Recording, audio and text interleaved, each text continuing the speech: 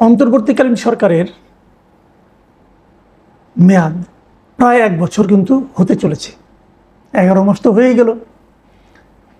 এরই মধ্যে তাদের পারফরমেন্স নিয়ে সারা দুনিয়ায় এখন নানা ধরনের আলোচনা হচ্ছে, চুলচেরা বিশ্লেষণ হচ্ছে।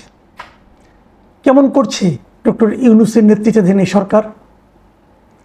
পশ্চিমা বিশ্বে যে বিশ্বের উপর সবচেয়ে বেশি নির্ভর করতেন ডক্টর ইউনূস নিজে, যতবার উনি আওয়ামী লীগ সরকারের সঙ্গে বিরোধী জড়িয়েছেন, অথবা বলা যায় আওয়ামী লীগ সরকার অথবা শেখ হাসিনা সরকার জড়িয়েছে ডক্টর ইউনূসের সঙ্গে বিরোধে, ততবার কিন্তু ডক্টর ইউনূসের পক্ষে দাঁড়িয়েছে পশ্চিমা বিশ্ব, পশ্চিমা মিডিয়া।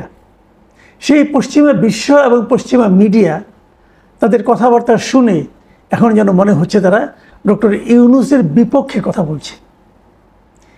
এই পরিবর্তনটাকে ডক্টর ইউনূস কীভাবে গ্রহণ করবেন? উনি কি এ সমস্ত ব্যাপারে সচেতন আছেন?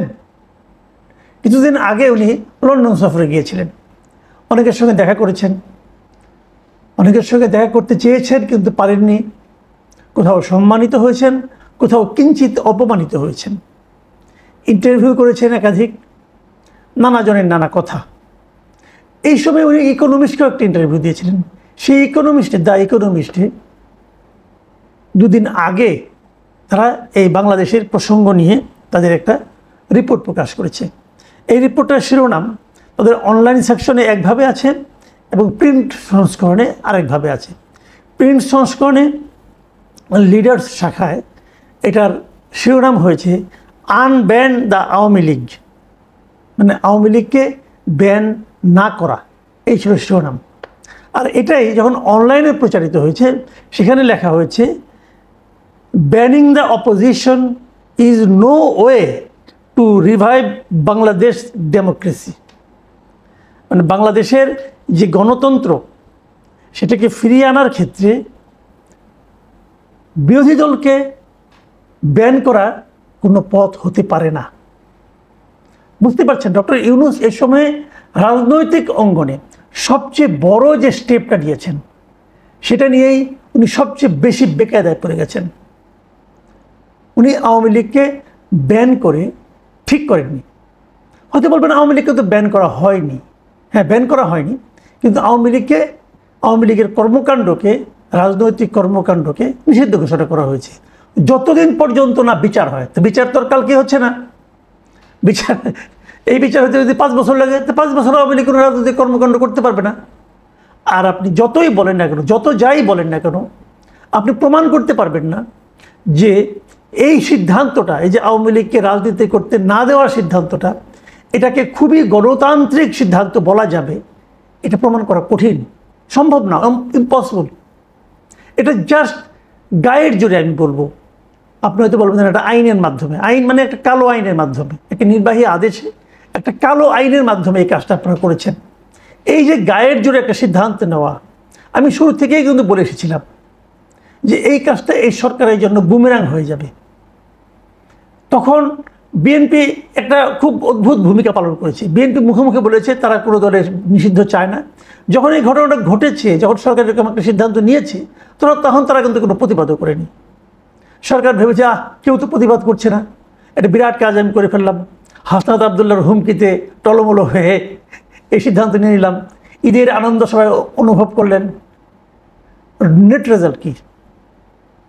নেট রেজাল্ট হলো বিদেশের মাটিতে অথবা বিদেশি মিডিয়াগুলোর কাছে এই সরকারের এই কর্মকাণ্ডকে তারা প্রশ্নের মুখে তুলে দিল এবং বিদেশি মিডিয়াগুলো এটা সমালোচনা করলো এবং তারা বলেছে এই কাজটা তারা ঠিক করেনি।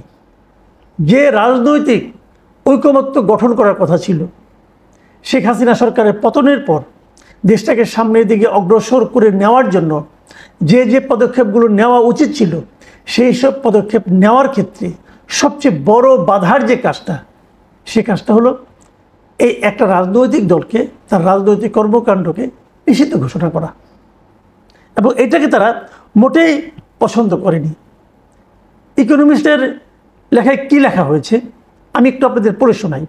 ক্ষমতাচ্যুত আওয়ামী লীগের কার্যক্রম নিষিদ্ধ করার সিদ্ধান্ত গণতন্ত্র পুনর্গঠনের প্রতিশ্রুতির সঙ্গে সাংঘর্ষিক। মানে এই সরকার যে গণতান্ত্রিক পুনর্গঠনের যে প্রতিশ্রুতি দিয়েছে তার সঙ্গে এই সিদ্ধান্তটা সাংঘর্ষিক। বিতর্কিত সন্ত্রাস বিরোধী আইন সংশোধনের মাধ্যমে জারি করা নিষেধাজ্ঞা আইনি ও নৈতিকভাবে প্রশ্নবিদ্ধ। এটি সেই পুরনো রাজনৈতিক প্রতিশোধের চক্রকে আবার জাগিয়ে তুলতে পারে।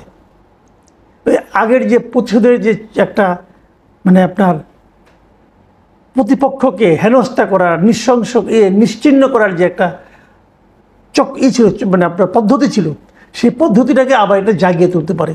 এবং সেই পদ্ধতিটা আমরা প্রয়োগ করতে দেখেছি আওয়ামী লীগ সরকারকে, আওয়ামী লীগকে। সেটা এবার এরা করছে আওয়ামী লীগের বিরুদ্ধে। তারপর তারা আরও লিখেছে, এখনও ব্যাপক জনসমর্থন থাকায় বাংলাদেশের বর্তমান সরকারের উচিত আওয়ামী লীগের ওপর থেকে বিধিনিষেধ প্রত্যাহার করে তাদের নির্বাচনে অংশগ্রহণের সুযোগ করে দেওয়া। ইকোনমিস্টের এই নিবন্ধন, এই যে নিবন্ধ তারা লিখেছে, এই নিবন্ধকে আপনি উড়িয়ে দেবেন কিভাবে? এখন কি আপনি বলবেন যেটা আগে বিএনপির ব্যাপারে বলা হতো, আওয়ামী লীগ বলতো, বিএনপির পক্ষে কিছু গেলে আওয়ামী লীগ বলতো এটা বিএনপির লোকজন, জামাতের লোকজন টাকা দিয়ে করিয়েছে। এখন কি আবার এই সরকার বলবে এটা আওয়ামী লীগ টাকা দিয়ে করিয়েছে? আমরা একটা অদ্ভুত মানে মানসিকতা, অদ্ভুত আচরণ আমাদের সরকারগুলির মধ্যে দেখি। আমাদের সরকারগুলো সবসময় আমি দেখেছি যখনই নিজেদের বিপক্ষে যায় তখনই সেখানে যারা বিরোধী দলের ষড়যন্ত্র খুঁজে পায়। এখন ইকোনমিস্টকে সেই ষড়যন্ত্রের মধ্যে ঢুকে গেল কিনা এটা ডক্টর ইউনূস নিজে ভালো বলতে পারবেন। তবে ইউনূস সাহেবের গ্রহণযোগ্যতা পশ্চিমা বিশ্বে যে একটা বড় ধরনের ঝাঁকুনির মুখে পড়েছে এতে আমার কোনো সন্দেহ নেই। দেখুন, এটাতে পুরো এই ইউনূস সরকারের 11 মাসের যে কর্মকাণ্ড তার বিশ্লেষণ করা হয়েছে। কি কতটুকু পেরেছে, কতটুকু পারেনি, অর্থনৈতিক খাতে কেন ভালো করেছে, চীনের সঙ্গে চীনের দিকে ঝুঁকে পড়ার ব্যাপারটা বলেছে, চীনের দিকে ঝুঁকে পড়ুক এটা বাংলাদেশের অনেকেই চায় এটাও বলেছে। আবার পাশাপাশি এটাও বলেছে চীনের সঙ্গে ঝুঁকে পড়লে সেটা যুক্তরাষ্ট্রের সঙ্গে সম্পর্কের ক্ষেত্রে ক্ষতিগ্রস্ত হতে পারে, এটাও বলেছে। আবার তারা আরেকটা কথা, তারা একটা জরিপ করেছে। তারা বলেছে যারা যারা নাকি নির্বাচনে এরই মধ্যে ভোট দিবে বলে সিদ্ধান্ত নিয়েছে তারা তাদের মধ্যে একটা জরিপ করেছে। এবং সেই জরিপে কী হয়েছে, মাত্র 5% লোক এনসিপিকে সমর্থন করেছে, এইটা তাদের দাবি। মানে যে এনসিপি নতুন হয়েছে, ডক্টর ইউনূসের বদান্যতায় গড়ে উঠেছে, যাদের দাবির প্রেক্ষিতেই মূলত আওয়ামী লীগকে নিষিদ্ধ করা হয়েছে, সেই দলটির পেছনে মানুষের সমর্থন মাত্র 5%। এটা ইকোনমিস্টের হিসাব। সেখানে বিএনপির সমর্থন হলো 42%, জামাতে ইসলামের সমর্থন হলো 32%। এবং আওয়ামী লীগ নির্বাচনে অংশ নেবে না এটা তারা জানে, জেনে তারা আওয়ামী লীগের পক্ষে কিছু বলার সাহস পায়নি অথবা ভয় পেয়েছে। তারপরেও একটা বড় অংশ তারা সাহস করে বলেছে যে তারা আওয়ামী লীগকে ভোট দেবে। সেই সংখ্যাটা কত? সেই সংখ্যাটা 14%। আওয়ামী লীগ ইলেকশনে করবে না, তারপরেও তারা আওয়ামী লীগকে সমর্থন দিচ্ছে। যদি আওয়ামী লীগ ইলেকশন করতো, যদি আওয়ামী লীগকে সমর্থন করাটা আইনগতভাবে অপরাধ না হতো, তাহলে এই সমর্থনটা কোথায় যেয়ে দাঁড়াতো? এমন একটা দলকে আপনি নিষিদ্ধ করে দিয়েছেন, সেটাকে গণতান্ত্রিক দেশগুলো ভালোভাবে নেবে আপনি কিভাবে আশা করেন?